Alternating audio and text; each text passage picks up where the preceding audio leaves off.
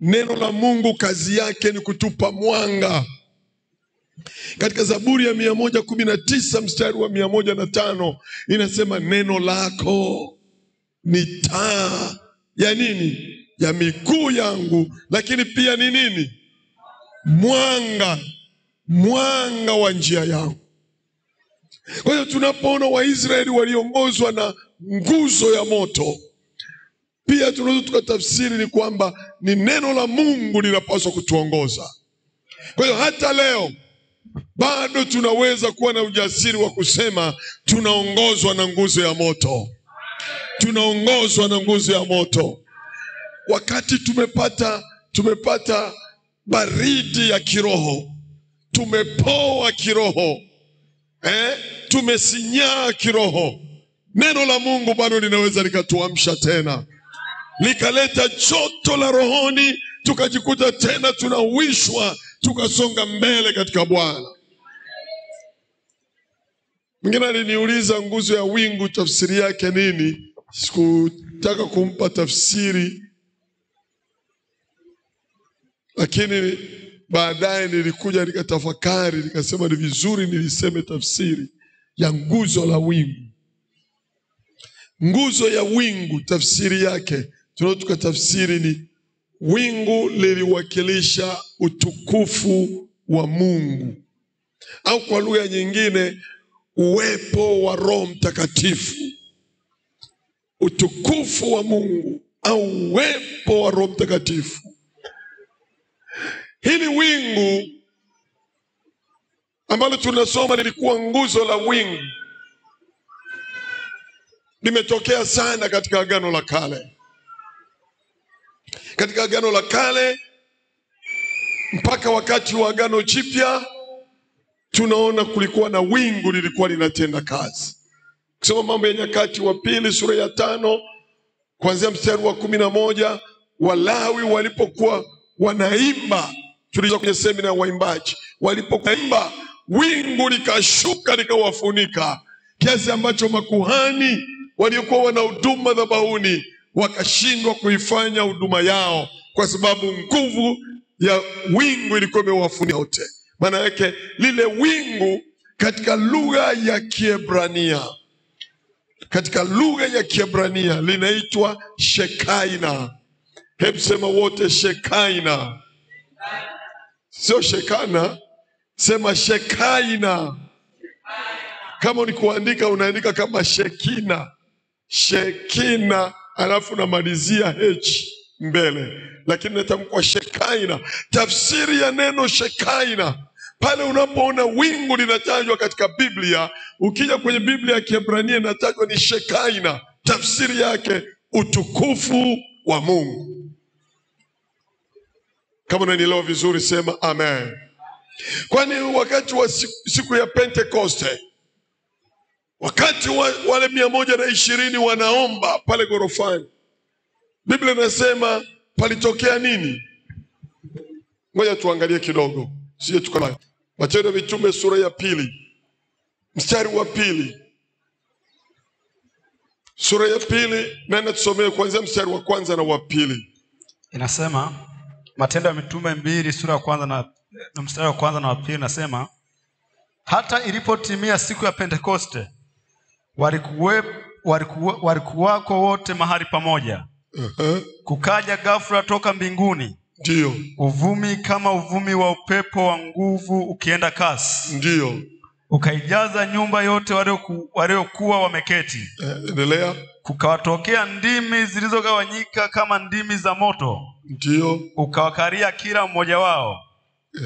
Wote wakajazwa Roho Mtakatifu, wakaanza kusema kwa lugha nyingine kama Roho alivyowajalia kutamka.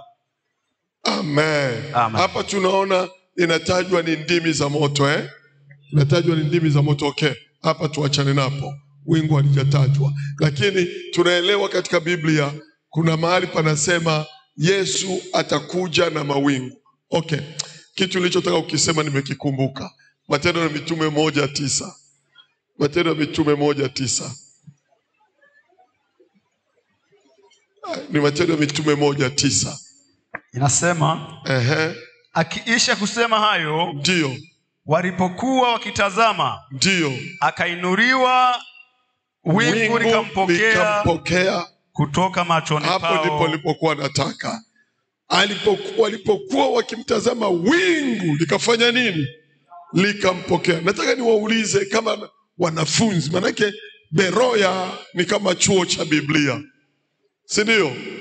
Hata hivi tungekuwa tunatakiwa tutoe vyeti. Yaani niwaambie kweli, wanaotulia kwenye madarasa haya, ukienda mahali pengine unaonekana umemaliza vyuo. Kama kweli ni mtu unayezingatia, huwezi kujigundua mpaka uende mahali pengine ndio utajua, la, kumbe nimeshakuwa na mtu wa viwango namna hii. Biblia inasema Yesu alipokuwa na paa kwenda mbinguni, wale wote waliokuwa wamemzunguka wanamwangalia namna hii. Biblia inasema wingu likafanya nini? Likampokea. Mnataka kuniambia ni wingu kama ili wingu la mvua? Hapana, ni lile wingu la Roho Mtakatifu, wingu la Mungu mwenyewe, ambalo linaitwa kwa Kiebrania nini? Shekaina. Tafsiri yake nini? Utukufu wa Mungu. Kama unanielewa vizuri sema amen. Yesu aliondoka na mawingu, na Biblia inatuambia tazama yuaja na mawingu, na kila jicho litamuona. Kwa maana kwamba Yesu alivyoondoka alipokelewa na utukufu wa Mungu, na atakaporudi tena atakuja na utukufu wa Mungu. Sasa lile wingu ambalo lilikuwa ni utukufu wa Mungu liliwalinda Waisraeli. Lilikuwepo pale kwa kazi kubwa mbili. Kwanza, kuwaletea uvuli, kuleta kivuli, maana mchana kulikuwa na joto, jua kali, kwa ilibidi wingu liwafunike ili iwe kama mwamvuli. Lakini kitu cha pili, lile wingu ilikuwa kama ulinzi, self defense, kama ulinzi kwa Waisraeli. Kwa hiyo ilipokuwa inatokea labda maadui wanataka kuwashambulia, lile wingu linaenda linasimama katikati ya maadui na Waisraeli. Maadui wanakuwa hawawaoni Waisraeli. Hebu nikwambie, hata sisi hatujui tu, kuna wakati tunazingirwa na wingu la Bwana. Wewe uliyeokoka sawasawa, huna michanganyo ya kushoto na kulia, ukitembea hivi watu hawajui umezungukwa na wingu. Nasema umezungukwa na wingu. Hivi una habari kwamba wachawi wanaweza wakatuangalia kwenye darubini zao na wasituone? Kitu gani kinasababisha wasituone? Liko wingu ambalo limetufunika. Unapolala unasema, Mungu naomba unilinde nilale salama. Sio eti Mungu anasimama kama na gobore hivi kwa sababu umeomba, anakaa kwenye mlango wako analinda au karibu na hiyo kazi Mungu hana. Analiacha wingu tu. Wingu linakuzunguka. Wingu linakuzunguka. Hata wangekuja wachawi, hata wangekuja watu gani, wanakutafuta uko wapi, hawakuoni, maana umejificha ndani ya wingu. Haleluya. Okay, na nikawapa mahesabu kidogo. Nikasema Musa alipozaliwa, kipindi Musa anazaliwa, Yusufu ilikuwa imepita miaka mingapi tangu Yusufu afe? Mmekumbuka ninachokisema? Okay, ngoja niulize swali lingine la msingi. Natamani mchanganyikiwe hivyo ili akili zifunguke. Tangu kifo cha Yusufu, sijui tulijifunza habari za Yusufu katika kitabu cha Mwanzo. Tangu kifo cha Yusufu mpaka Waisraeli wanaruhusiwa na Farao waondoke waende kwao, ilipita miaka mingapi? Hii ndio vitu vya kishule sasa. Hamjazingatia.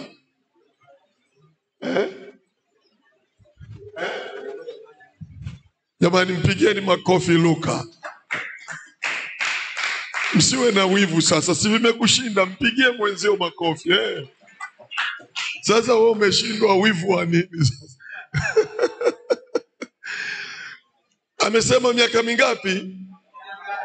144. Sasa ukitaka kuijua miaka 144 na kujaje, unakuja hivi kwamba tunachukua Musa amekaa katika nyumba ya Farao kwa miaka mingapi? Hata na hilo swali hamlijui. Jibuni tu ovyo ovyo. Alikaa ndani ya nyumba ya Farao kama mtoto wa binti Farao kwa miaka mingapi? 40. Sawa. Baadaye akamuua Misri, akakimbilia wapi? Midiani. Kakaa Midiani miaka mingapi?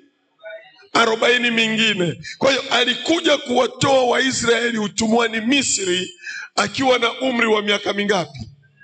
80. Sasa piga hesabu sasa.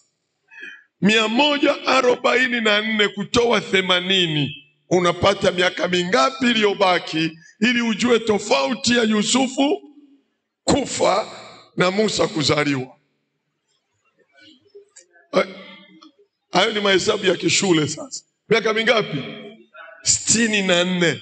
Kwa hiyo nikiwauliza swali, tangu Yusufu alivyokufa mpaka Musa alivyokuja kuzaliwa ilipita miaka mingapi? Jibu ni 64. Hebu sema wote 64. Unajua Biblia ni namba, Biblia ni mahesabu, Biblia ni shule. Lazima tuende kishule. Na unapokuwa unatoa data namna hii, unaonekana umekaa mbele ya mwalimu anayefundisha. Kama unanielewa vizuri sema amen. Nifuate vizuri kabla sijasogea mbele. Narudia kusema, tangu Yusufu alivyokufa mpaka Musa alivyozaliwa ilitimia miaka mingapi? Mnaongea sijafurahi.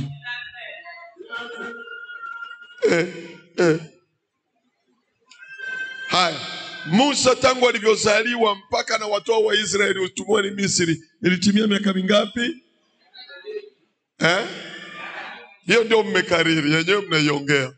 Kutoka Yusufu alivyokufa mpaka Musa alivyozaliwa miaka mingapi? 64. Jumla ukijumlisha 80 na 64 unapata jumla miaka mingapi? Hiyo ndio swali nikikuuliza, tangu Yusufu amekufa. Maana alivyokufa Yusufu aliinuka mfalme asiyemjua Yusufu. Si mnanielewa? Akaanza kuwatesa Waisraeli. Kwa miaka 64 mpaka Yusufu anazaliwa, Waisraeli wanasota. Miaka 64, lakini wamekaa utumwani Misri miaka 350. Lakini miaka ya maumivu tangu Yusufu amekufa mpaka muda ambao Musa amekuja kuwatoa Misri. Yani kipindi cha miaka 144 kati ya miaka 350. Miaka hii 144 ilikuwa ni miaka ya maumivu kwao. So kipiga hesabu miaka 144, si maana yake kuna watoto waliozaliwa kwenye shida na wamekufa wako kwenye shida. Maana yake mpaka wanazeeka wanaona ni mateso, na wao wanazaa watoto wako kwenye mateso, watoto wao wanazeeka wako kwenye mateso mpaka walivyotoka Misri. Sema sasa amen. Sasa tupige hatua mbele, twende sura ya 14. Sura ya 14. Chukua Biblia yako, fungua kitabu cha Kutoka, twende sura ya 14, page 14. Sura hii ina aya 31.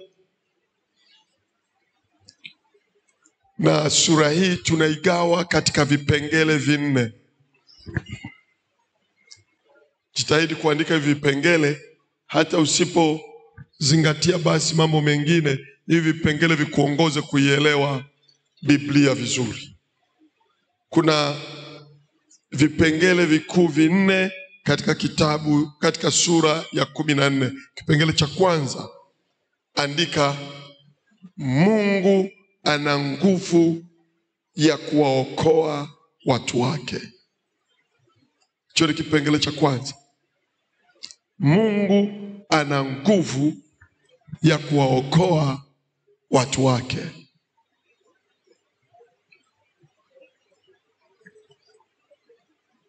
Hiyo ni mstari wa kwanza hadi mstari wa 9.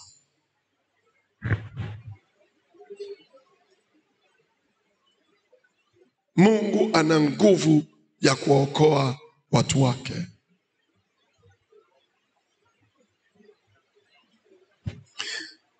Jambo la pili tutakalolizungumzia, andika, Mungu hutupa amani. Mungu hutupa amani tunapozingirwa na hofu. Mungu hutupa amani tunapozingirwa na hofu.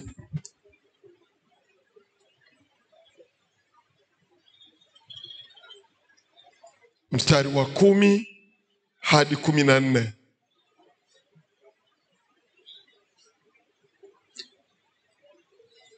Jambo la tatu tutakaloliongelea, Mungu huwatetea watu wake.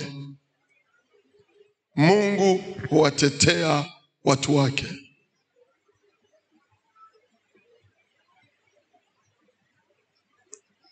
Mstari wa 15 hadi mstari wa 20. Mungu huwatetea watu wake. Mstari wa 15 hadi mstari wa 20.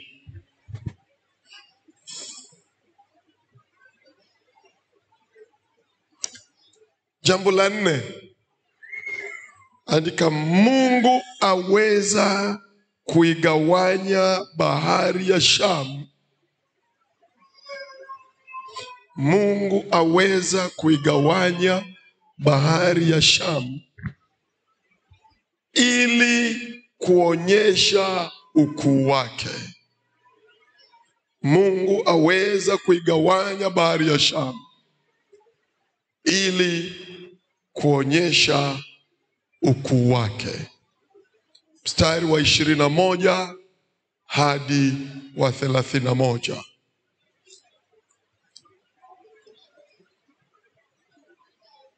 Kama kuna niliyemwacha niambie sehemu gani nikusomee tena.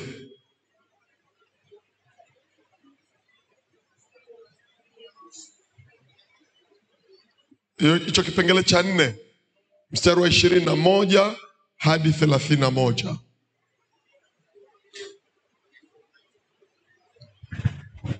Watumishi wa Mungu, Bwana asifiwe. Haleluya. Haya, hebu jituni ujisikie kama uko darasani. Tumeangalia sura ya 14, tumeigawa sura ya 14 katika vipengele vingapi? 4. Haya, naomba unisomee ulivyoandika. Kipengele cha kwanza, mstari wa ngapi hadi wa ngapi? Wa 9, sio wa 6, wa 9. Namba 2,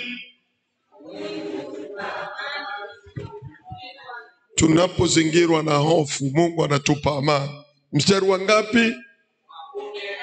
10 hadi 14. Jambo la 3, ndiyo, mstari wa ngapi? 15 hadi 20. Jambo la 4,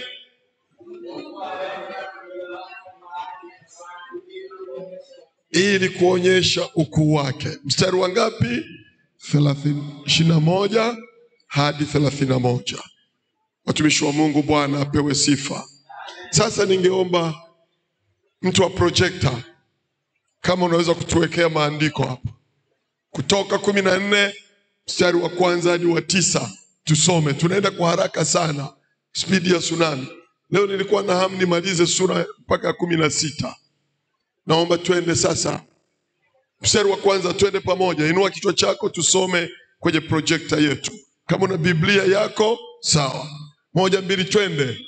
Bwana akasema na Musa akamwambia, waambie wana wa Israeli kwamba warudi na kupiga kambi yao mbele ya Pi-hahirothi. Hebu tuseme Pi-hahirothi. Endelea. Kati ya Migdoli na bahari kukabili Baal-Sefoni. mtapanga mbele yake karibu na bahari. Tuendelee.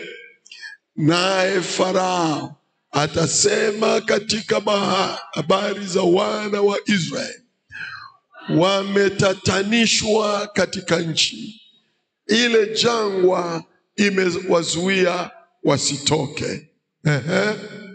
Nami nitaufanya uwe mgumu moyo wa Farao, naye atafuata nyuma yao, nami nitajipatia utukufu kwa Farao na kwa jeshi lake lote, na Wamisri watajua ya kuwa mimi ndimi Bwana.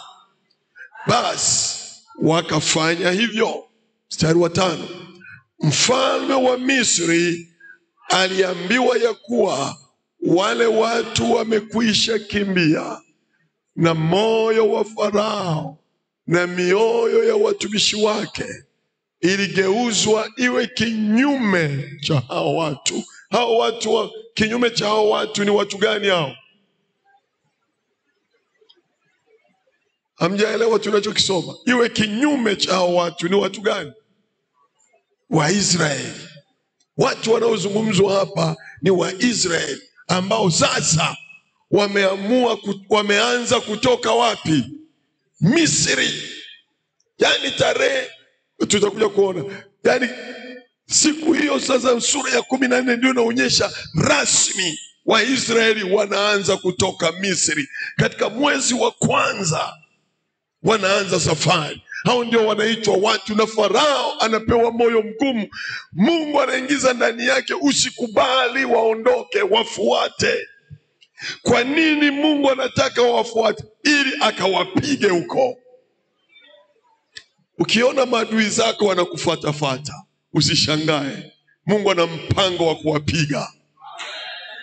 Wala usije kashangaa, mbona maadui wananifuata? Acha wakufuate. Pigo lao ni hili, na watajua ya kwamba wewe una Mungu aliye hai. Hebu turudie na mioyo ya watumishi wake. Turudie. Na mioyo ya watumishi wake iligeuzwa iwe kinyume cha watu, cha hao watu. Tumesema hao watu ni watu gani? Waisraeli. Tuendelee kusoma. Nao wakasema, ni nini jambo hili tulilotenda kwa kuwaacha Waisraeli waende zao wasitutumikie tena? Kumbe waliwaruhusu wenyewe eti. Lakini ukiangalia huko nyuma wanasema eti walitoka wanakimbia. Ni kweli Waisraeli walitoka wanakimbia? Maana Biblia inaniambia walitoka kwa jeuri. Mtu anayetoka kwa jeuri hakurupuki. Anayetoka kwa jeuri maana yake anatoka hata kibidi anaweka na mkono mfukoni, anapiga na mluzi, yuko anaondoka ndogo ndogo. Lakini kwa sababu wamepigwa bumbuazi, wanasema eti waliondoka wanakimbia. Walikimbia nani? Aliwaambia wewe, mtu wa Mungu wakiwa na Mungu anakimbia anaenda wapi? Anamkimbia nani kwanza? Wa Misri ndio wakimbie, lakini Waisraeli hakimbii mtu hapa. Nasema hakimbii mtu hapa. Kuna watu wengine wanasema acha watapigika na maisha ya bongo, watakimbia. Bongo hakimbii mtu hapa.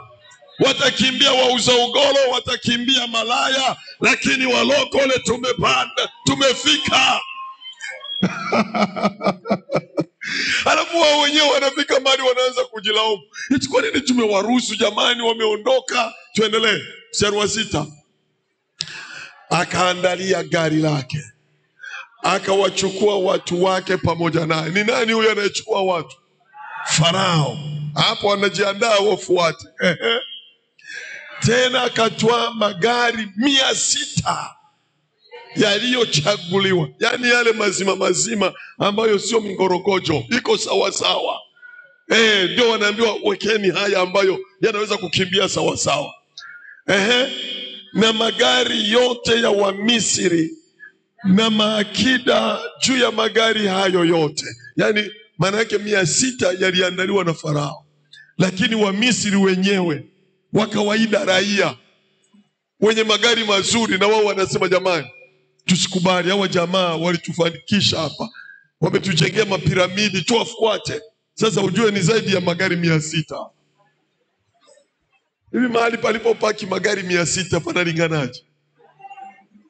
Magari 600 hivi anaweza kupangwa hapa mpaka barabarani, panatosha? Nafikiri hayatoshi. Haya, sasa na magari ya raia, tuseme magari 1000 yanawafuata. Na Bwana akaufanya moyo wake Farao mfalme wa Misri kuwa mgumu, naye akawafuata wana wa Israeli, kwa sababu wana wa Israeli walitoka. Haleluya! Wao wanajishebedua eti waliondoka wanakimbia. Biblia yangu inasema walitoka kwa jeuri. Hamtufanyi chochote, tuna Mungu aliye hai. Mmetutesa miaka 144, yatosha. Leo ni siku yetu ya kuondoka. Sikilizeni niwaambie, kuna wakati inabidi tuwe ngangari mbele ya shetani. Usijiregeze mwana wa Mungu. Kama unajua una Mungu aliye hai, hata kama ungepigika, mwambie shetani, shetani ongeza tu, lakini wewe unajisumbua. Mimi hapa ndio nimefika. Kwa Mungu sitoki, kwenye huduma siachi, ulokole siachi, huduma nasonga mbele. Wewe fanya unavyojua, mimi ninasonga mbele. Bwana asifiwe. Anasema nini? Tuendelee mstari wa 9. Wamisri wakafuata nyuma yao, farasi zote na magari yote ya Farao na askari zake wenye kupanda farasi na jeshi lake. Nao wakawapata hadi wamepanga pale karibu na bahari, karibu na Pi-Hahirothi, kukabili Baal-Sefoni. Sema amen. Yaani unajua walipokuwa wamefika Pi-Hahirothi. Pi-Hahirothi sasa ujue ni kando ya bahari ya Shamu, ambapo mbele ndio wanaiona Baal-Sefoni. Tafsiri ya neno Baal-Sefoni maana yake ni Baali wa kaskazini. Si unajua wa Misri walikuwa naabudu miungu. Kwa hiyo Baal-Sefoni ni jina la mji, lakini tafsiri ya jina lile ni Baali wa kaskazini. Kama unanielewa vizuri sema amen. Kwa hiyo tunaona Mungu akataka watulie pale, lakini kumbe Waisraeli wanakuja. Sasa kimbembe kinatokea. Waisraeli wanageuka nyuma, wanawaona Wamisri hao. Fikiria mahali yanapita magari 600. Na barabara zenyewe ni barabara za vumbi. Magari 600 na wamembeba mfalme. Na humo kuna farasi. Hapo kuna magari 600 ya Farao. Hapo kuna magari mengi tu ya raia wa kawaida. Mazingira yakoje? Si ni vumbi? Vumbi unaliona linapampaka huko. Farasi wanatimua, magari yanatimua. Waisraeli hawajaondoka na magari, wanatembea kwa miguu. Na waliondoka kwa jeuri, wamefika Pi-Hahirothi, wanaiona pale huu mji unaitwa Baal-Sefoni. Yaani wakasema tupumzike zetu kidogo. Hakuna wasiwasi, hapa ndio tumeondoka hapa. Wanageuka hivi, wanaona magari zaidi ya 600 yanawafuata. Kinachotokea ni nini? Tuanze kuendelea sasa mstari wa 10. Tusome mstari wa 10 sasa. Tunaweza tukasoma wote.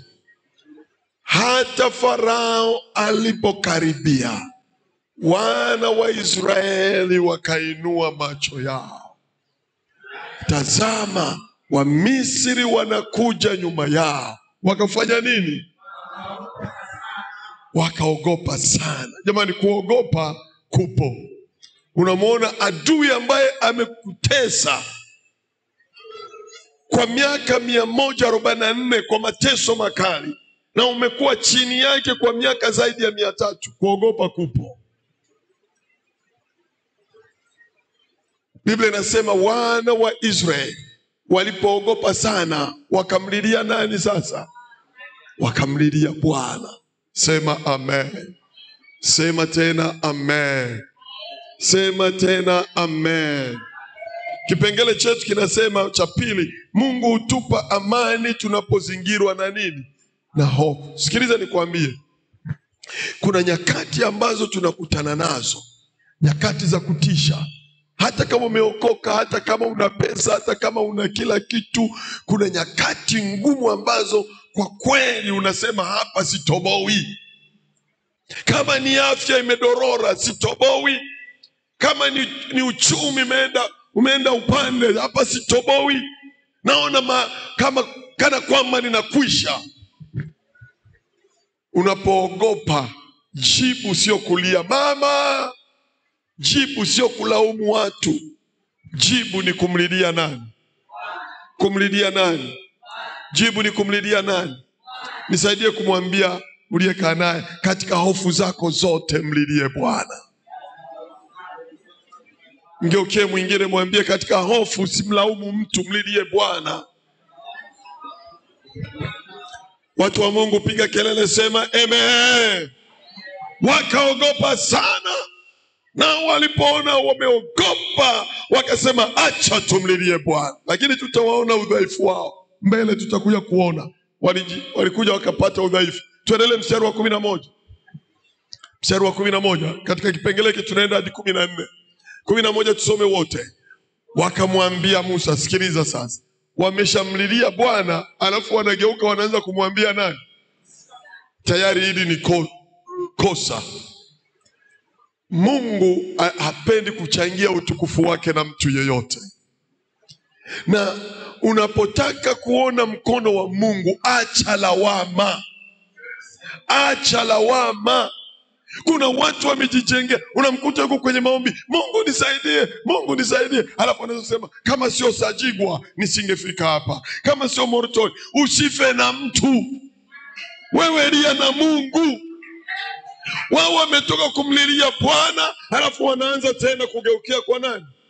Kwa Musa. Musa wa nini? Musa ni kiongozi wako tu. Endelea kulia na Bwana na mtie moyo mtumishi wake. Ilitakiwa wasimame na Musa, wamwambie Baba, tumeambiwa wewe ndiye kiongozi wetu. Haya, maadui hayo hapo, tusonge mbele sasa. Sio lawama, tusome zile lawama. Sikiliza wanavyosema. Turudi, wakamwambia Musa, tuanze. Wakamwambia Musa, je, kwa sababu hapakuwa na makaburi katika Misri, umetutoa huko ili tufe jangwani? Jamani, haya maneno yanatia moyo, yanavunja moyo. Unaweza kumwambia kiongozi wako namna hii? Kiongozi ambaye na yeye alikuwa anaishi ikulu, kaamua kuishi maisha ya shida kwa ajili yenu. Halafu unamwambia eti kwani mnaona Misri hapakuwa na makaburi, mnaona tuje tufie jangwani? Kwani mnakufa peke yenu, situko wote? Endelea kusoma. Mbona umetutenda haya kututoa katika nchi ya Misri? Ni maneno mabaya, lawama.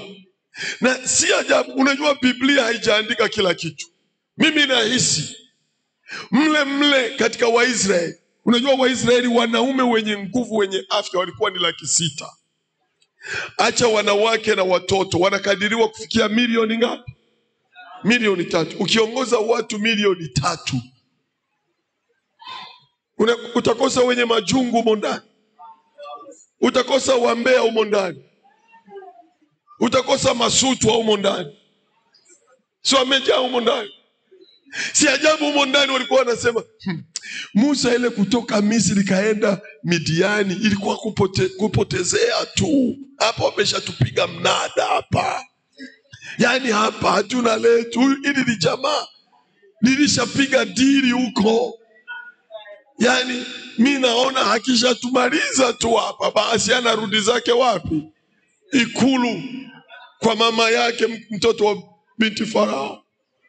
Yaani najua yalikuwa yanasemwa mengi hapa, yaliandikwa ya maana tu, ya muhimu, lakini katika watu milioni 3 wasema uongo, wachonganishi, masutwa wengi. Kwa nafikiri sisi wenyewe tunaongoza kanisa, hata watu 1000, hata watu 500 hatuna, hata watu 200 hatuna.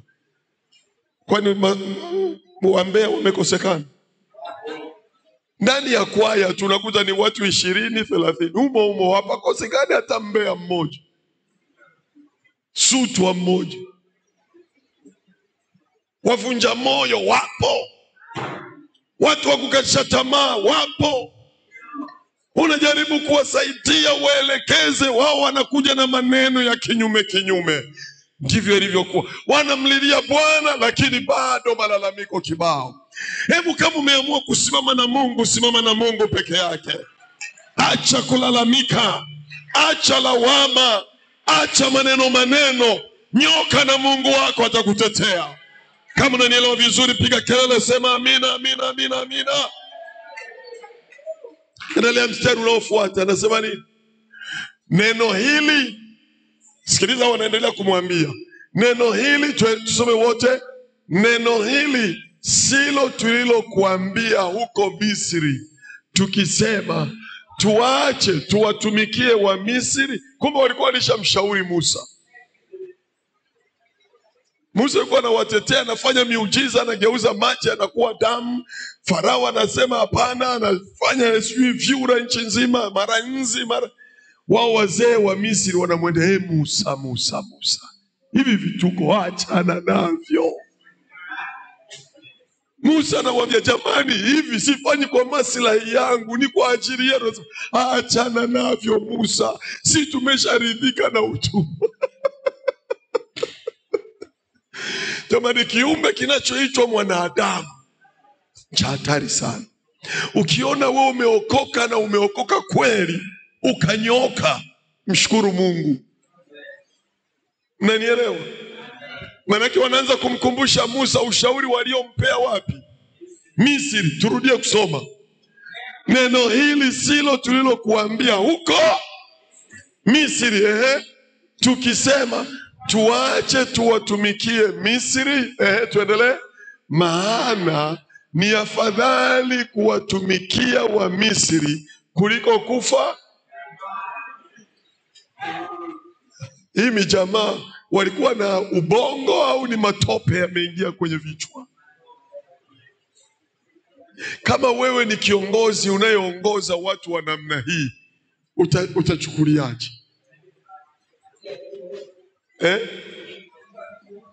Tunapiga fimbo. Sasa wako milioni 3, utawaweza?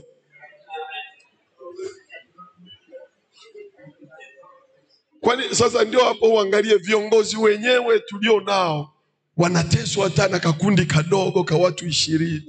Ili jamaa likuwa na watu milioni hizo. Mwenyekiti tu wa kwaya yake hii moja inamtia pressure. Kuna na wengine wasipoangalia wanaanza dozi.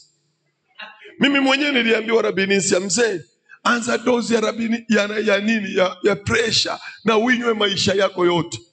Nilikunywaga mwezi huu, nikasema najimaliza, nikabiacha. Nikasema hapa sifi, Mungu yupo. Sasa kama pressure ingekuwepo, maneno haya kwa Musa si lazima alete pressure. Kiongozi unasimama, Bwana asifiwe wanakwaya, amen. Ningeshauri tufanye 1, 2, 3. Kama mwenyekiti wenu natoa maoni ili tufike mbali, tufanye hivi. Unaanza kuona mkono kule. Mwenyekiti.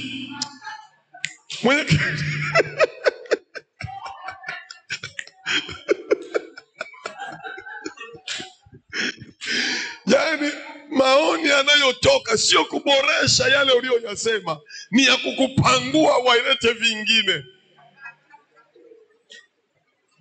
Kazi ipo.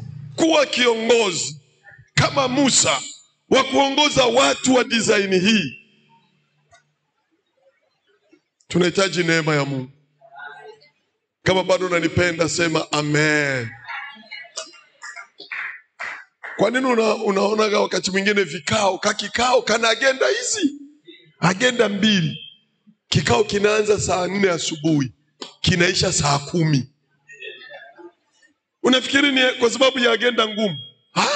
Kila mtu anapochangia anahamisha watu kwenye reli. Akiinua mkono ukimpa tu nafasi, hata kama viongea, yaani ndio vinawachanganya kabisa yani. Mpaka mnakuja kufika saa 10, mwenyekiti mwenyewe kasema jamani sasa tusimame tumalize kikao. Wanaanza kukanyagana, sasa hapa tumemalizaje? Tumeishaje sasa? Kikao tunamalizaje?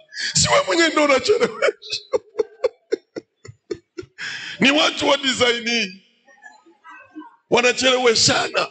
Wanasema yani mwenzao wanataka wasonge mbele, waende nchi ya Kanaani iliyojaa maziwa na asali. Wao wanatamani wafanye nini? Wangebaki Misri kuwatumikia wa Misri. Tena wanamwambia si afadhali tungefia huko kuliko kuja kufia jangwani, si afadhali tungeendelea kuwatumikia hao wa Misri. Mungu hataki uendelee kuwa mtumwa wa mtu tena. Nasema Mungu hataki uendelee kuwa mtumwa wa mtu tena. Anataka kutoa wewe huru kwa jina la Yesu aliye hai. Mstari wa ngapi? Twende wa 13. Wa 13. Tusome wote. Musa akawaambia watu. Sikiliza sasa maneno ya hekima ya kiongozi. Turudie tena. Musa akawaambia watu. Msiogope. Simameni tu.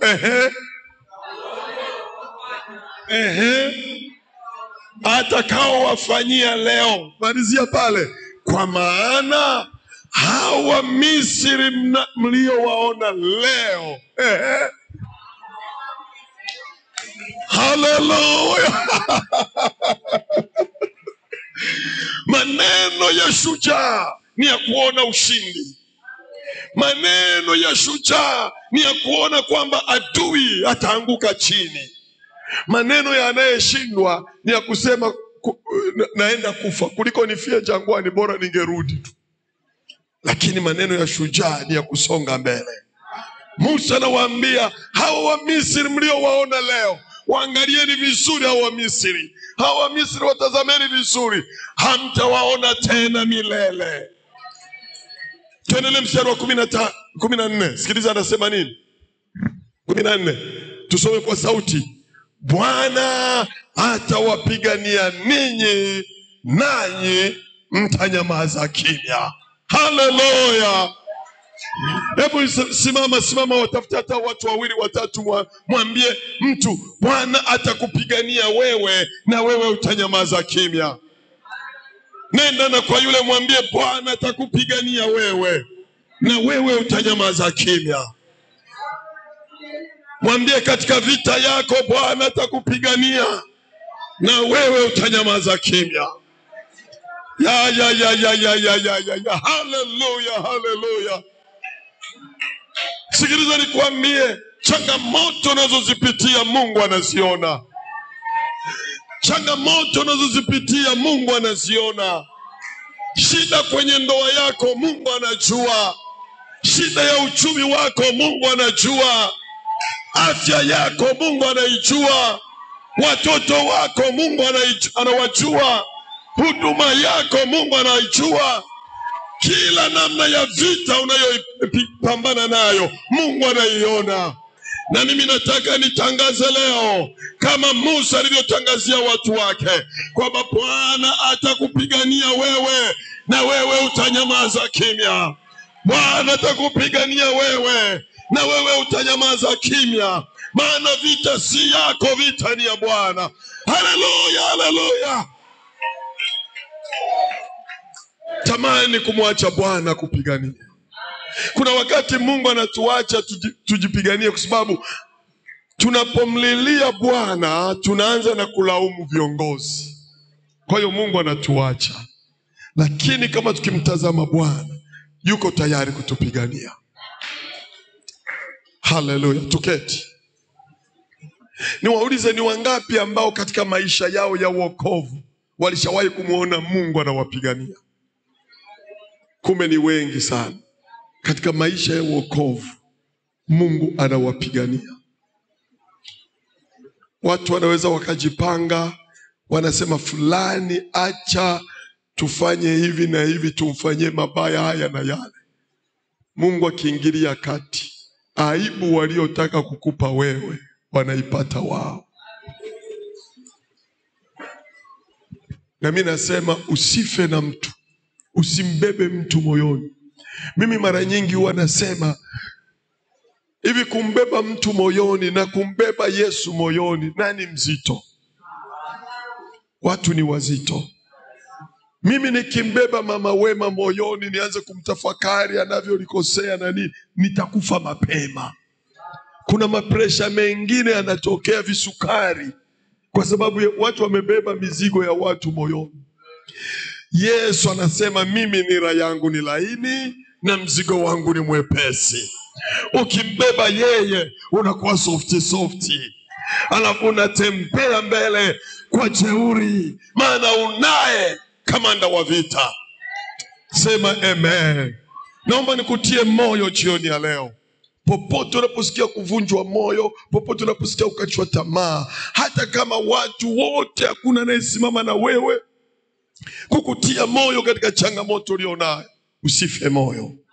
Tunaye Bwana anayeweza kutupigania, na maadui zetu wakishashindwa hatutawaona tena milele. Bwana kupiganie katika vita yako. Sema amen. Katika kipengele cha 3 tuliona ni Mungu anawatetea watu wake. Tuone sasa namna gani baada ya Musa kusema maneno ya faraja, namna gani sasa Mungu anaanza kuwatetea watu wake. Mstari wa 15 twende. Na jamani, tunasoma mstari kwa mstari, tutaimaliza Biblia. Lazima tumalize Biblia yote, tuimalize mpaka Malaki. Tunaenda pole pole. Mstari wa 15. Bwana akamwambia Musa, mbona unanililia mimi? Waambie wana wa Israeli. Sio warudi nyuma, Kwa Kiswahili chepesi cha Tanzania, waambie Waisraeli wasonge mbele. Na mimi nikuambie, katika maisha ya kiroho, katika maisha yoyote, katika kusudi la Bwana, usikubali kurudi nyuma. Endelea mbele, songa mbele. Wanasimama watu wa kukuvunja moyo, songa mbele. Wanasimama watu wanakuzomea, songa mbele. Endelea mbele mwanangu. Mungu anasema endelea mbele katika maisha yako. Endelea mstari wa 16. Nawe, sikiliza, nawe inua fimbo yako, ukanyoshe mkono wako juu ya bahari. Hivi mnasoma wote kwa sauti. Na kuigawanya, nao wana wa Israeli watapita kati ya bahari katika nchi kavu. Tuendelee 17. Nami tazama, nitaifanya mioyo kuwa migumu, nao wataingia na kuwafuatia. Fikiria, yani Mungu anafanya unakuwa mgumu. Musa anapasua bahari, alafu anawaruhusu maadui wakufuate kwenye muujiza wako. Nyie mnapita kwenye bahari ya Shamu, alafu na wao nami, tuendelee, nami nitajipatia utukufu kwa Farao na kwa jeshi lake lote, kwa magari yake na kwa wapanda farasi wake. Tuendelee. Na Wamisri watajua ya kuwa mimi ndimi Bwana, nitakapokwisha kujipatia utukufu kwa Farao na magari yake na farasi zake. Mungu anapendaga ajipatie utukufu, jamani. Sikiliza, kuna wakati unaweza ukalia huko kwenye changamoto, ukaona kama Mungu hasikii. Si kweli? Lakini kumbe Mungu anatamani ajipatie nini? Utukufu kupitia changamoto yako. Maadui zako lazima wajue ya kwamba una Mungu aliye hai. Lazima wajue kwamba Mungu wako sio wa mchezo. Mungu wako ni Mungu mkuu. Tajipatia utukufu kwa Farao na kwa magari yake. Tuendelee 19. Kisha malaika wa Mungu. Rudia tena. Rudia tena. Subiri. Biblia inaposema malaika wa Mungu, sio malaika wote wanaitwa wa Mungu. Ukisoma kwenye Biblia mahali pameandikwa malaika wa Mungu au malaika wa Bwana, hapo inamaanisha ni Yesu Kristo. Yesu Kristo katika Agano la Kale alikuwa anajulikana sana kama malaika wa Bwana. Mahali pengine anatajwa kama malaika wa Mungu. Huyu Yesu ndiye aliyewatangulia wa Israeli walipokuwa wanatoka Misri. Na wakati maadui wanakuja, huyu Yesu ndiye aliyekuwa anawasaidia, analifanya lile wingu lirudi nyuma kuwazuia maadui. Sasa Yesu kipindi kile alikuwa anaonekana kama malaika. Wa kipindi hiki ni mzima live tunamuona. Hebu tusome kuhusu malaika wa Mungu. Kisha malaika wa Mungu, twende, aliyetangulia mbele ya jeshi la Israeli akaondoka akaenda wapi? Nyuma yao. Na ile nguzo ya wingu ikaondoka hapo mbele ikasimama wapi? Kumbukeni nimesema nguzo ya wingu iliwakilisha nini? Utukufu wa Bwana. Yesu Kristo tangu zamani alikuwa anatembea na nguzo ya wingu. Akienda Yesu nyuma, nguzo ya wingu inakuja nyuma. Kwa nini ije nyuma ya Waisraeli? Ili wale wa Misri walioko nyuma, yani lile wingu linasimama katikati ya wa Misri na nani? Na Waisraeli. Hivi unaweza kujua kwamba katikati yako na maadui zako liko wingu lililosimama? Hivi unajua katikati yako na watesi wako yuko malaika wa Mungu yuko pale? Wewe unapolia unasema mama, mjomba unikumbuki, sijui nani na nani uje kuniona. Malaika wa Mungu anakushangaa. Hivi huyu hajui kwamba tuko hapa? Hajui kwamba kuna wingu limemzunguka? Nataka ujue liko wingu limekuzunguka. Uko salama. Sikiliza nikwambie, hata kama unamuona adui yuko hapa, kama katikati yuko malaika wa Mungu, kama katikati hapa liko wingu la Bwana, hawawezi kukufikia. Hebu tuendelee kidogo. Ikafika kati ya jeshi la Misri na jeshi la Israeli. Katikati pale ndio limesimama. Napo palikuwa na lile wingu na lile giza, lakini lilitoa nuru wakati wa usiku. Na hawakuwakaribia hawa usiku kucha. Umesikia? Watu wana magari wanashindwa kuwafikia watu wanaotembea kwa miguu. Si vituko hivi?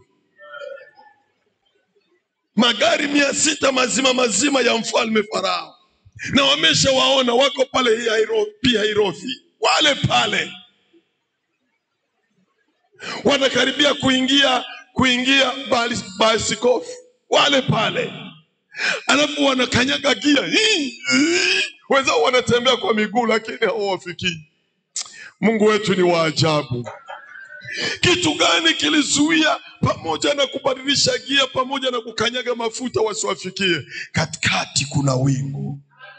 Katikati yuko malaika wa Bwana anayefanya hata mbio zao zote. Hatua moja ya Mwisraeli ni gia nyingi sana za magari ya Misri. Jina la Bwana libarikiwe. Mimi ninaposoma hapa Mungu alivyowatetea wa Misri, najisikia fahari kweli kwamba tuna Mungu anayeweza yote. Mungu ambaye kwa kweli tukimjua vizuri hatuwezi kuogopa. Hatuwezi. Mimi wakati nilikuwa najenga nyumba kubwa Kigoma ya kwangu ya kuishi. Na mimi kwenye ventilation kuna wengine walishagafika, pameandikwa Yesu ni Mwokozi. Mtumishi wa Mungu alishafika. Mama Baida, ulishafika nyumbani kwangu Mama Baida? Kule juu nyumbani kwangu? Au ulishia kwa wazazi? Ulifika na kule kwangu? Wakati najenga ile nyumba, majambazi wakatuma mjumbe. Kasema nenda kamwambie Fredi atuandalie fungu la hela. Maana walijua mimi kuna fungu limetoka Ulaya la kujenga. Na kweli wakati huo watu wanapiga bati, na wengine wanabandika madirisha, wengine wanabandika milango. Yaani nyumba imezingirwa na wafanyakazi kibao. Yaani nilikuwa kama bosi. Hapo ninatoka kwenye kanyumba kama jani, kavyumba hivi viwili na sebule. Naingia kwenye nyumba ya bati inaitwa Yesu ni Mwokozi, ipo mpaka leo. Na kuna wapangaji ninakula hela. Wakanituma mjumbe akanijia. Bwana wewe unifahamu? Mimi sikufahamu, lakini nimeleta ujumbe kwako. Hapo ni mchana, sio usiku. Naiangalia sura sielewi. Wakasema Bwana, kwenye pesa hizi ambazo umezipata tuandalie na sisi fungu. Wakati wowote tunakuja. Kwa hiyo kama utamaliza zote shauri yako, lakini sisi tuandalie fungu. Dakika yoyote tunakuja. Unajua unapoambiwa na mtu namna ile, moyo wakati mwingine unatokaga hapa unahamiaga huko. Sasa nikaingia kwenye maombi nikasema, Mungu, hawa jamaa si wajui. Na kweli wanaonekana ni watu wa sura mbaya. Wanaweza wakaniua kweli hao. Naomba Mungu nilinde, sina pa kuhamia. Ndio nyumbani hapa. Nitaenda wapi? Ikapita siku hiyo, kesho yake ikapita, kama kesho kutwa yake. Usiku saa 8 nikasikia bunduki, risasi. Paa! Kidogo tena paa! Nikakumbuka wale jamaa wamefika. Unajua risasi kwa sisi wa Tanzania risasi zinatisha. Bora wa Kongo, bora wa Burundi, au wa Rwanda huko, Rwanda huko walishazoea vita labda. Lakini Tanzania nilichukua boxer yangu ili nivae boxer, niondoke nje. Nikiinua mguu hivi nidukize, inapita pembeni naanguka chini.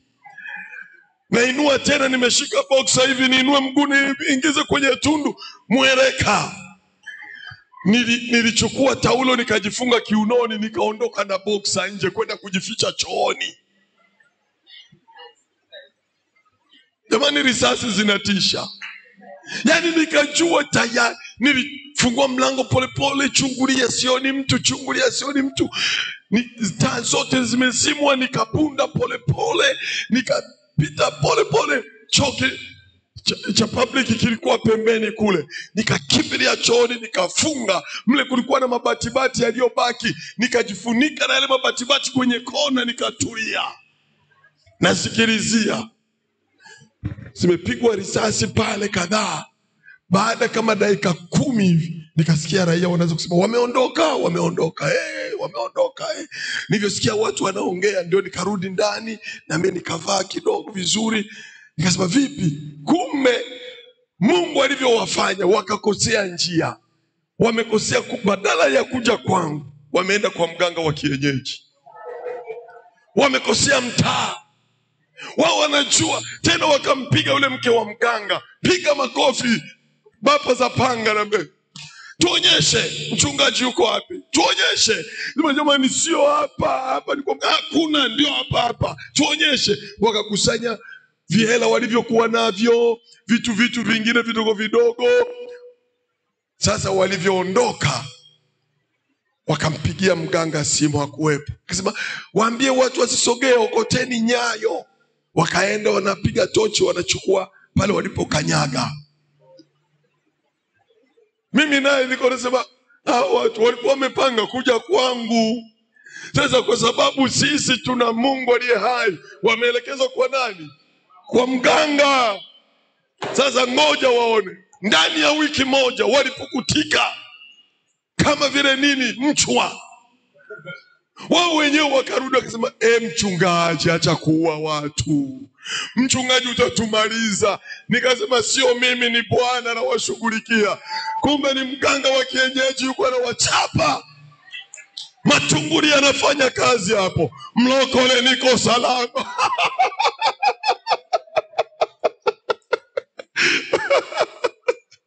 Jamani, tumwache Mungu aitwe Mungu. Mabaya yako yote yawaelekee waovu. Yote wanayokuwazia yawapate familia zao. Yote wanayokukalia vikao yakawapate watoto wao. Bwana, tupiganie na sisi tuwe kimya kwa jina la Yesu aliye hai. Liko wingu linalotulinda. Usiku kucha wanashindwa kufanya kazi yao. Tumemaliza mstari wa 20. Jambo letu la 4, kipengele chetu cha 4 katika sura hii, inasema Mungu aweza kuigawanya bahari ya Shamu ili kuonyesha nini? Ukuu wake. Tuweke mstari wa 21. Tutasoma haraka haraka. Twende haraka haraka. 21. Tujaribu kufika mpaka 31. Twende 1, 2, 3. Musa akanyosha mkono wake juu ya bahari. Bwana kaifanya bahari irudi nyuma kwa upepo wa nguvu utokao mashariki. Usiku kucha akaifanya bahari kuwa nchi kavu, maji yakagawanyika. Mnamwona Mungu alivyo? Yaani kama hii bahari, si kuna kuwaga na maboti yanaenda Zanzibar, alafu unyooshe namna katikati patikane barabara kubwa pana kuliko hii ya mwendo kasi wanayotengeneza, hiyo ambapo mnaweza mkapita. Na ujue wa Misri walipoondoka, waliondoka na vitu vyao vyote. Waisraeli samani, Waisraeli walipoondoka, waliondoka na vitu vyao vyote. Si ni kweli? Si ndivyo Biblia inavyotuambia? Maana kuna kipindi ambacho Farao alikuwa anamuuliza Musa, ni kina nani watakao kwenda? Musa akamwambia, tutaondoka na kondoo wetu, tutaondoka na nini? Na watoto wetu, tutaondoka na wake zetu. Wanamwambia, hatutakuachia hata ukwato, tuko tayari kuondoka. Maana yake wakati wanavuka bahari ya Shamu, si maana yake na mifugo yao walikuwa wanavuka nani? Mnanielewa ninachokieleza? Mabata yalibaki Misri, kuku walifuata. Na ajabu, kuku na mabata na mbuzi na kondoo na ng'ombe walitii amri ya kupita ndani ya bahari ya Shamu. Wanatembea namna hii, na mbuzi wako mbele, mabata yako mbele, mabibi kizee wanatembea na mikongojo yao. Maana hawakuacha hata ukwato. Wao wanakuja na magari yao, lakini hawafikia hata mabibi kizee, hawafikia hata spidi ya bata.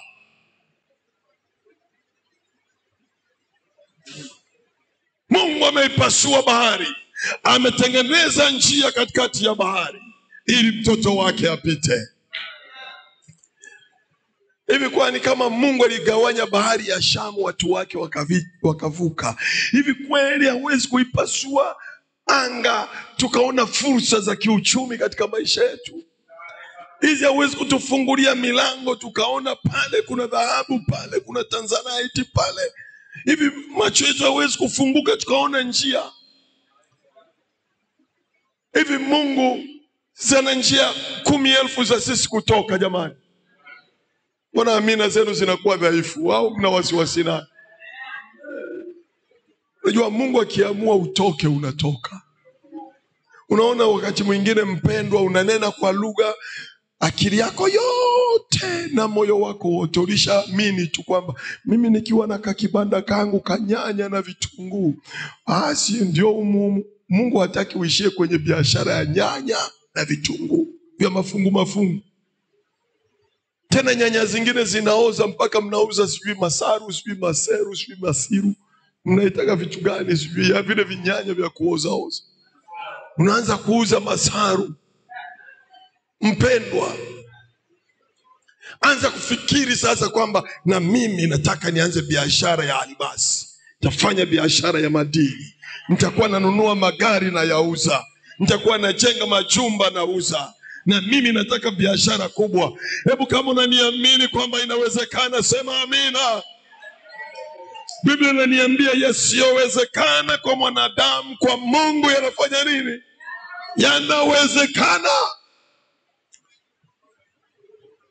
Mimi nimewahi kuambia mara kadhaa, mimi katika maisha yangu na utumishi wangu wote sikuwahi kuota wala kutegemea iko siku nitakujaga kupanda ndege au habari za Marekani na nini na nini. Nilikuwa navisikiaga, wala sikuwahi kufikiria iko siku nitakujaga kwenda. Lakini Mungu akikusudia jambo linatimia. Mungu akipanga utoke kwenye maisha, unatoka. Nikwambie leo hivi unaishi kule kwenu mnakoishi Nyakasangwe. Bado unaishi Nyakasangwe, hauna hela. Mungu akikupa hela utahama Nyakasangwe ukakae Masaki, ukakae Oysterbay. Mungu anakupandisha kutoka utukufu kwenda utukufu. Wewe bado unaendesha bodaboda, hauna hela. Yuko Mungu anaweza kuachilia baraka. Ukaachana na bodaboda ukanunua bajaji, au ukaacha bajaji ukanunua magari, ukawa unawapa watu wa kuendeshe. Wanaleta hesabu jioni. Jamani, hebu tumwamini Mungu tu kwa viwango hivyo. Tumwamini katika yasiyowezekana kwamba kwake yanawezekana. Nilisahau kuangalia muda. Tusome haraka haraka tumalize. Kumbe hata sura 15 nitashindwa kufika. Tusome tuwekee 22 twende. Wana wa Israeli wakaenda ndani ya bahari, wakaenda ndani kati ya bahari. Ukuta mkono wa kuume na mkono wa endelea. Na wale wa Misri wakawafuatia, wakaingia kati ya bahari, farasi zote za Farao na magari yake na wapanda farasi wake. Si wamejidumbukiza jamani? Ni kama vile umeweka mtego hivi. Zamani tulikuwa tunatega ungo, unaweka tukaranga hapo, alafu unaweka mti unashika ungo. Unakaa kule, unasubiri kanako sogelea. Kanako kuja kwenye anga zako, unavuta tu namna hii, wanafunikwa. Mungu anasema ngoja wa Misri hawa niwakomeshe, niwaonyeshe kwamba mimi ni Mungu, nijitwalie utukufu kwao. Sasa wameona barabara iko wanasema tuingie. Muujiza ni wa kwao. Muujiza si ni kwa ajili ya Waisraeli. Wao wamedumbukia, wanafuata nini huko kama sio uchokozi? Hiyo bahari ni ya Mungu. Kwanza hawajafikiri kwamba mpaka bahari inafunguka hivi tunaingia kichwa ikoje hapa. Hawajafikiri. Mungu kawafunga akili. Tuendelee. Ikawa katika zamu ya alfajiri. Kumbuka walianza kuwafuatilia ni usiku. Sasa imefika alfajiri. Bwana akalichungulia jeshi la Wamisri katika ile nguzo ya moto na ya wingu, akalifadhaisha jeshi la wanani. Haleluya. Wanafadhaika. Endelea. Akayaondoa magurudumu ya magari yao, hata yakaenda kwa uzito. Yani unaona huyu, si mnakumbuka nyuma lile wingu lilitoka mbele likaja wapi? Na nani tena aliyetoka mbele akaja nyuma? Yesu, ambaye alikuwa anaitwa nani? Malaika wa Bwana. Sasa alivyokuja nyuma, yule malaika wa Bwana alianza kazi. Gari ziko zinatembea, lakini yuko anafungua nati za magurudumu. Mungu ni wa ajabu. Yani gari iko inatembea na huku nati ziko zinafungua. Na Yesu anapofungua nati hahitaji spana. Vidole vyake tu vinafungua magari ya Farao. Punde kidogo wanaanza kusikia vimateri vyao. Wanaulizana vipi? Konda anamuuliza dereva vipi? Anasema ni shock up, twende. Hamna vya shock up, yuko malaika wa Bwana kazini.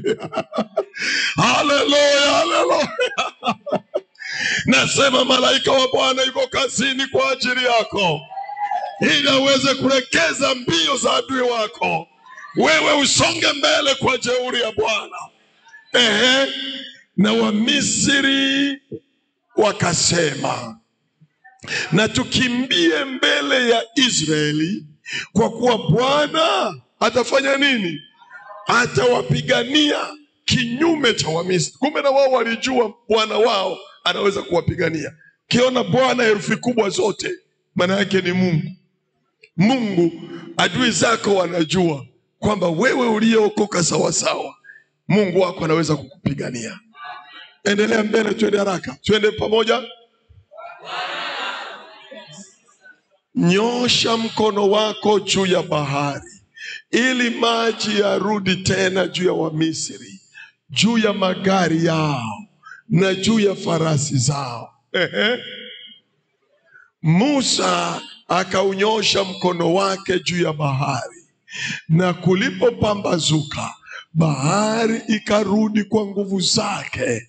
Wamisri wakakimbia mbele yake, na Bwana akawakukutia mbali hao Wamisri kati ya bahari. Bwana anawakumuta, anawakukutia, yani anawamaliza, anawafyeka wote. Kumbuka magari yao yote yamo ndani ya bahari, farasi zao zote zimo ndani ya bahari, wapanda farasi wamo ndani ya bahari, majeshi yao yote yamo ndani ya bahari. Bwana anawakukutia wote humo. Haleluya. Alafu mimi huwa nabarikiwa ninapojua Mungu wa Israeli ndiye Mungu wangu.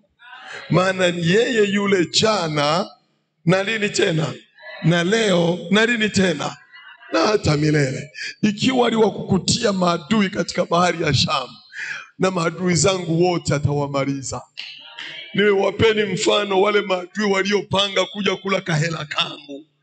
Waliisha wengine nasikia walikufa wamevimba miguu, hawatembei. Wanasema katuombee msamaha kwa mchungaji, hadi ni mbaya. Wakirudi anasema sio yeye, kumbe tulikosea nyumba tukaenda kwa mwingine, mbona tuliona ni penyewe. Bwana na wakukuta kupitia mganga wa kishenzi, anawamaliza wote. Haleluya, haleluya. Tumemaliza hapa 28. Yale maji yakarudi, tusome wote wapendwa, yakawafunikiza magari na wapanda farasi, hata jeshi lote la Farao lililoingia katika bahari nyuma yao, hakusalia hata mtu mmoja. Unajua yalimeenda majeshi na majeshi, aliyebaki nchi kavu ni nani? Farao peke yake. Paka bodyguard wake alimwambia nenda kasaidiane na wenzako, peke yake. Fikiria umeondoka na magari, tumesoma magari mangapi ya Farao? 600. Na raia wengine wa Kimisri wakajiingiza. Kuna wapanda farasi wote wako, alafu wote wanawasukumiza ndani ya maji. Farao peke yake anabaki anaangalia kama mfalme. Maana yake umeenda na jeshi la watu, unarudi peke yako. Peke yako, huyu kati ya maelfu ya watu. Asubuhi Waisraeli wako ng'ambo, wanaona mizoga ya Wamisri inaelea juu ya maji. Mizoga ya Farao inaelea juu ya maji. Wamekufa wote. Wamekufa wangapi? Wote. Wamekufa wangapi? Wote. Nikwambie, Mungu hanaga huruma akitaka kumtetea mtu wake. Mnanielewa? Kwani ninyi si mnajua aliwahi kuigarikisha dunia yote kwa maji, wakabaki watu wangapi? Watu 8. Ana hasara. Mungu aliwahi kuichoma Sodoma na Gomora yote ikaisha, wakabaki watu wangapi? 4. Na kale kamama kalipoenda kugeuka nyuma, nguzo ya chumvi, wakafika Soari, watu 3. Mungu hana hasara. Mungu anaweza kuimaliza dunia akaanza tena dunia nyingine. Hao wanaokufuatafuata, wanakusema, wanakusimanga, wanakuponda, wewe waache tu. Siku nyingine wewe unawaambia dawa yenu iko jikoni, inachemka, iko siku utainywa. Maana Mungu akikasirika anamalizaga. Sema amen. Mimi nikikwambia watu ambao wamewahi kunifuata kwenye utumishi na wamekufa, sio kifo cha kiroho, cha kimwili, wengi. Na ndio maana nakuambia mimi kama mimi hapo unaponiona, usilogwe kufanya chochote, umekwisha. Kama umejichoka, jaribu. Mimi wanawaambia hata kwenye mikutano ya Injili, kama wewe ni mchawi unayejiamini konki, njoo tushikane mkono tu hapo. Alafu tuone nani ataamka kesho. Kwa nini najiamini? Nina Bwana aliye hai. Nina Mungu ambaye ni Bwana wa majeshi. Bwana wa majeshi yuko tayari kunipigania. Jina la Bwana libarikiwe. Twende mstari wa 30.